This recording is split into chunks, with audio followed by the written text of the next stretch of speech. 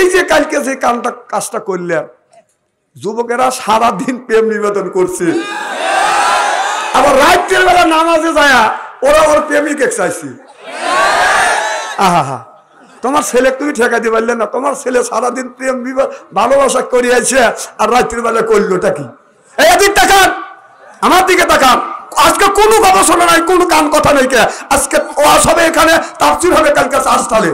সর্বপ্রথম সেই মহান আল্লাহ তাআলার লক্ষ কোটি শুকর এবং প্রশংসিত, যিনি আপনাকে আমাকে মনোনীত করে তাফসীরুল কোরআন মাহফিলের মধ্যে আসা এবং বসার সুযোগ করে দিয়েছেন। তাতে আপনারা খুশি না বেজার? কম না বেশি? সমস্যার উচ্চ কণ্ঠে বলুন আলহামদুলিল্লাহ। আচ্ছা, আমরা কোরআনের মাহফিলে যারা আসছি আমরা খুশি তো ইনশাল্লাহ? আচ্ছা, যারা এখনো আসতে পারেন নাই, বাড়ির শুয়ে আছে, ওরা খুশি না বেজার? জি না, ওরাও খুশি।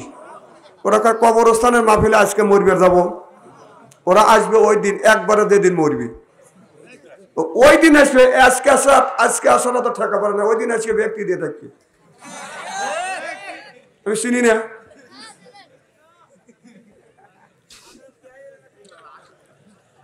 আরে ভাই, আমার এলাকা কন, আপনার কি করবেন কন? শেষ এইটুকু কবির লেগে এত অস্থির হয়ে গেছিলেন?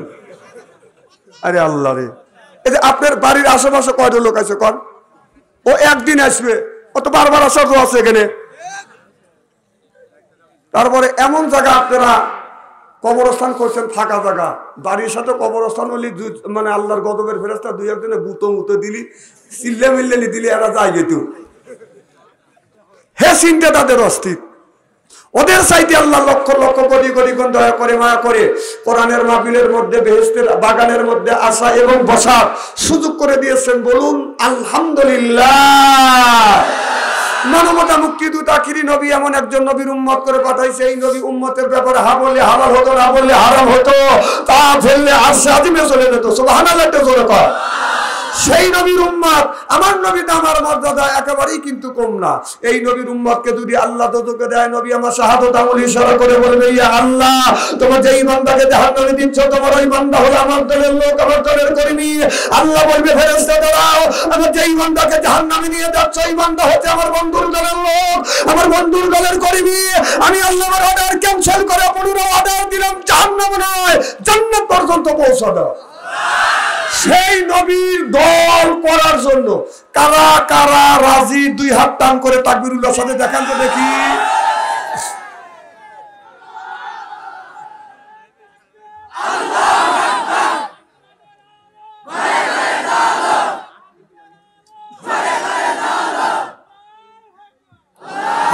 এই মুহূর্তে হয়ে গেলাম আমরা নবীর দলের লোক, নবীর দলের কর্মী। দুনিয়ায় যতগুলি নেতা আছে প্রত্যেকটা নেতার কর্মী, নেতাকে জানাই ওয়েলকাম, স্বাগতম, শুভেচ্ছা।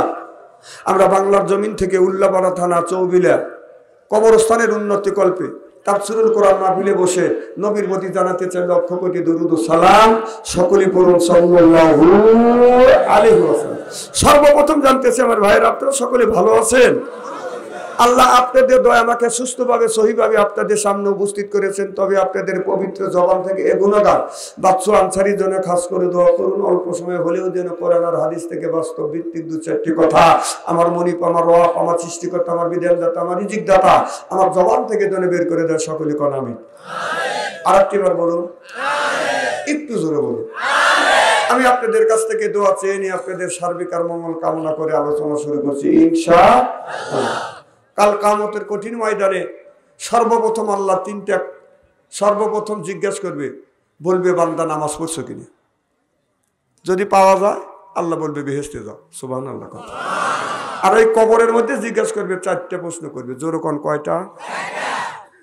এই চারটে প্রশ্নের উত্তর যদি আপনি দিতে পারেন আপনি জান্নাতি। মুখ দিয়ে তো খুব সহজভাবে বললাম যে চারটে প্রশ্নের উত্তর দেব।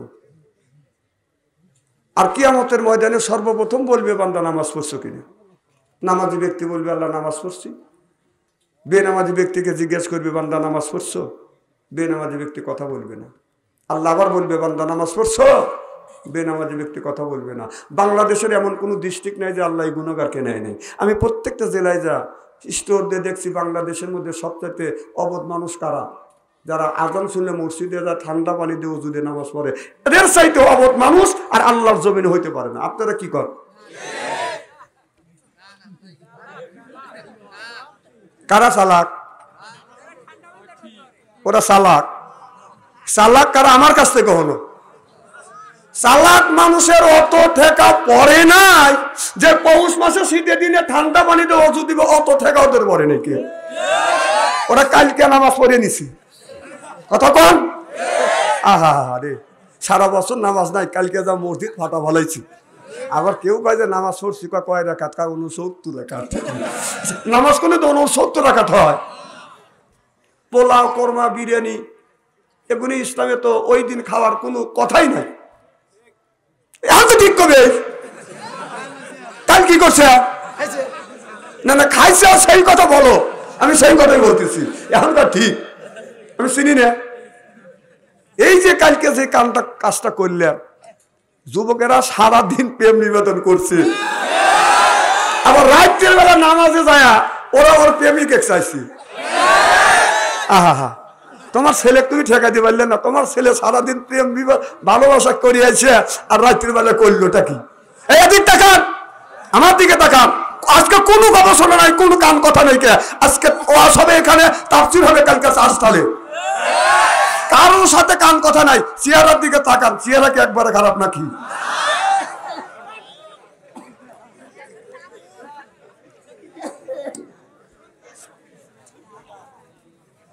আল্লাহ যে ব্যক্তি নামাজ পড়ে তারা কি বলে?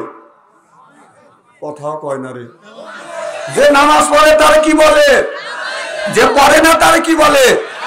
যে সুদ খায় তারা কি বলে? তাহলে আল্লাহর ভাষায় যে নামাজ পড়ে তারে বলা হয় নামাজি, যে পড়ে না তারে বলা হয় বেনামাজি, যে সুদ খায় তারই তো বলা হয় সুদখোর।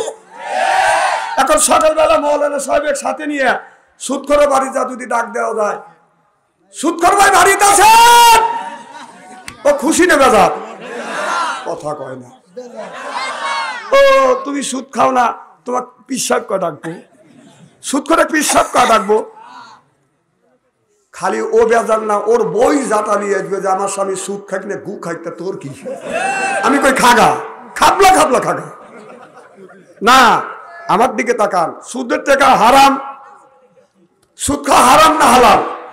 তাহলে হালাল জিনিস হারাম, যদি হারাম জিনিস হালাল মনে করে যদি খান, তাহলে সুদের টাকা দিয়ে গরুর গোস্ত সবে বরাত দিন কিনে আনছেন, সেই গোস্ত এরকম করে খাইছেন, তাহলে টয়লেট থেকে এক ফ্রিজ গু তুলে এবার করে খায়, সালাদ বানা টাকা বের করো নাই।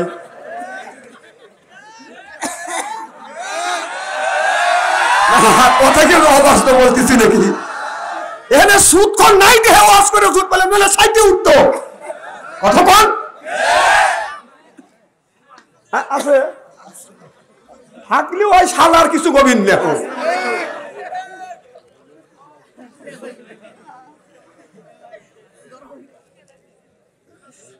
মারহাবা কর। আর যে নামাজ পড়ে না তারে বলা হয় বেনামাজি। সকালবেলা সভাপতি সাথে করিয়া মৌলানা সাহেবের সাথে করিয়া যদি বেনামাজি ব্যক্তি বাজার করতেছে, যদি ডাক দেওয়া যায়, এ বেনামাজি ভাই, ওকে বলে তুই কাক বেনামাজি করবি? কথা কয় না। আচ্ছা, যে লোকটা বেনামাজি তাকে এক বেনামাজি ওকে ডাক দিয়ে দেখেন, দেখ তো সামনে দাঁত থাকে না, যে আমি নামাজ পড়িও বা অথবা না পড়ি, তুই আমাকে বেনামাজি বললি কে? দাঁত অমনি ভেঙে ফেলবি। এখন তো তুমি বলতেছ গার জোরে তোমাকে বেনামাজি করলে তুমি খেপে উঠবে, কিয়ামতের ময়দানে আল্লাহ যখন বেনামাজি বলে ডাক দিবে, এ বেনামাজের গোষ্ঠী হয় দিক যা, সেদিন কি করবে? সেদিন কি করবে? কোটি কোটি মানুষের মধ্যে অপমানিত হতে হবে। তাহলে নামাজের দরকার আছে না নাই? আপনি যদি নামাজ পড়েন তাহলে এই কবরের মধ্যে যে আপনি বাঁচবেন, আর নামাজ যদি না পড়েন কবরের মধ্যে আপনার বাঁচার কোনো রাস্তা নাই। কবরের মধ্যে মানুষ যাওয়ার সাথে সাথে প্রথম 3টা প্রশ্ন করে ফেলবে, বলবে আমার রব্বুকা, আমার দিনকা, আমার নাবিয়কা। বলো তোমার রবকে, তোমার ধর্ম কি, তোমার নেতাকে। সুবহানাল্লাহ, এটা জোরে করো। কবরের মধ্যে মনকে দেখে ফেরেশতা আপনাকে আমাকে পাওয়ার সাথে সাথে বলবে মান রব্বুকা, রব হলো আমার আল্লাহ, দিন হলো ইসলাম, নেতা হলো মুহাম্মদুর রাসূলুল্লাহ সাল্লাল্লাহু আলাইহি ওয়াসাল্লাম। আল্লাহ বলবে বুঝলাম তো, তিনটা প্রশ্নের উত্তর দিলে এইগুলি তোমরা কোথা থেকে পাইছো? আপনি যদি বলেন এইটা পাইছি আমি কোরআনের মধ্যে, আল্লাহ বলবে কবরটা ফুলের বাগান বানিয়ে দেয়।